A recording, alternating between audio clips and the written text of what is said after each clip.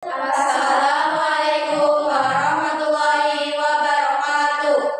Perkenalkan, kami dari kelompok 6 yang beranggotakan Saya Livia Nabila, saya Nurul Hikmah, saya Cindiri Rahmadini, saya Linda Galifah, saya Cinta Amelia. Di sini kami akan mempresentasikan tugas PKN KD 17 tentang hukum internasional.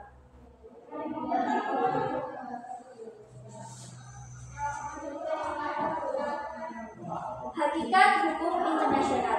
Hukum internasional publik adalah keseluruhan kaidah dan asas hukum yang mengatur hubungan atau persoalan yang melintasi batas negara yang bukan bersifat perdana. Hukum perdata internasional adalah keseluruhan kaidah dan asas hukum yang mengatur hubungan perdata yang melintasi batas negara dengan perkataan lain. Hukum yang mengatur hubungan hukum perdata antara para pelaku hukum masing-masing ditentukan untuk pada hukum perdata yang berbeda. Asas-asas hukum internasional.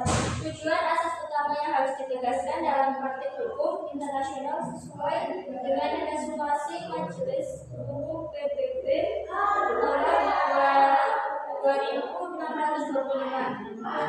Asas-asas tersebut adalah: yang pertama, setiap negara tidak melakukan tindakan berupa ancaman, agresi terhadap kebutuhan wilayah dan kemerdekaan negara lain. Yang kedua, setiap negara harus menyelesaikan masalah-masalah internasional dengan cara yang damai. Yang ketiga, tidak melakukan investasi terhadap urusan dalam negeri negara lain. Selanjutnya, yang keempat adalah negara-negara berkewajiban untuk menjamin kerjasama dengan negara lain berdasarkan pada piagam PBB. Yang kelima, asas persamaan hak dan penentuan nasib sendiri. Yang keenam, asas persamaan kedaulatan dari negara. Setiap negara harus dapat dipercaya dalam memenuhi kewajiban. Sumber-sumber hukum internasional. Sumber hukum dalam arti materi adalah sumber hukum yang membahas materi dasar yang menjadi substansi dari perbuatan hukum itu sendiri.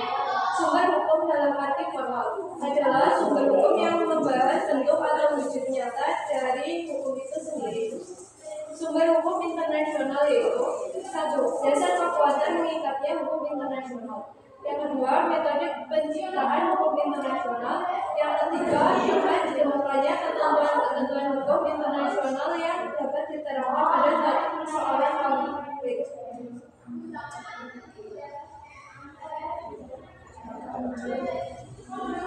Menurut pasal 38 ayat 1 Statuta Mahkamah Internasional, sumber-sumber hukum internasional yang diakui oleh mahkamah dalam mengadili perkara adalah: 1. Perjanjian internasional, 2. Kebiasaan internasional, 3. Prinsip-prinsip hukum umum, 4. Keputusan pengadilan. Subjek hukum internasional. Subjek hukum internasional diartikan sebagai pemilik, pemegang atau pendukung hak dan pemikul kewajiban berdasarkan hukum internasional. 1. Negara, 2. Tata Suci Vatikan, 3. Palang Merah Internasional, 4. Organisasi internasional, 5. Individu, 6. Kaum pemberontakan atau beligeransi, 7. Perusahaan multinasional. Hubungan hukum internasional dengan hukum nasional. Teori dualisme. Menurut teori dualisme, hukum internasional dan hukum nasional merupakan dua sistem hukum yang secara keseluruhan berbeda. Hukum internasional dan hukum nasional merupakan dua sistem hukum yang terpisah, tidak saling mempunyai hubungan superioritas atau subordinasi.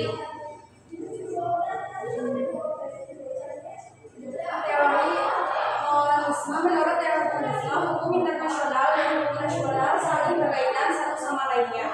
Menurut teori dualisme, hukum internasional adalah lanjutan dari hukum nasional, yaitu hukum nasional untuk urusan luar negeri. Sistem peradilan nasional. Komponen-komponen.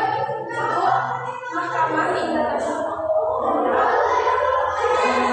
Mahkamah pidana internasional. 3. Panel khusus dan spesial pidana internasional. Criminal Tribunals. 4. Mahkamah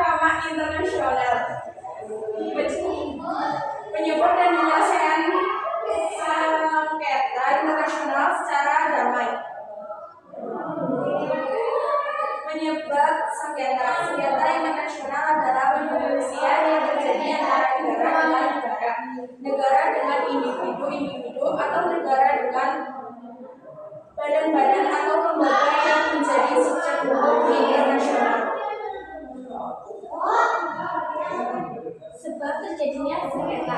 Satu, salah satu pihak tidak memenuhi kewajiban dalam perjanjian internasional. Dua, perbedaan penafsir mengenai isi perjanjian internasional. Tiga, penentuan sumber-sumber ekonomi. Empat, penentuan ekonomi, politik ataupun keamanan regional dan internasional. Lima, adanya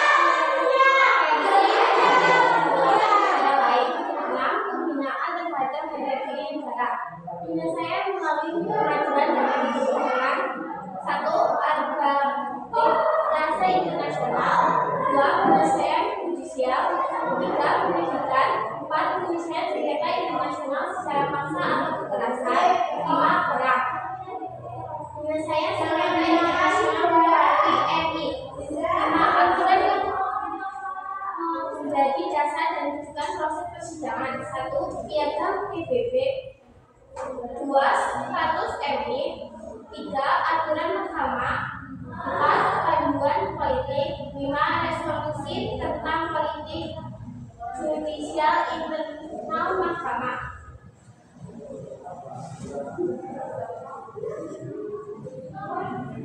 Mekanisme persidangan nasional, penyerahan perjanjian khusus atau aplikasi pembelaan tertulis, presentasi pembelaan, dan putusan.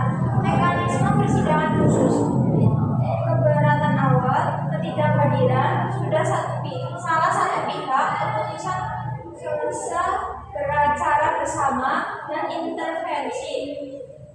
Menghargai putusan Mahkamah Internasional. Asas utama yang harus ditegaskan. Yang pertama, setiap negara tidak melakukan tindakan berupa ancaman agresi terhadap keutuhan wilayah dan kemerdekaan negara lain. Yang kedua, setiap negara harus menyelesaikan masalah-masalah internasional dengan cara damai. Ketiga, tidak melakukan intervensi terhadap urusan dalam negeri negara orang lain.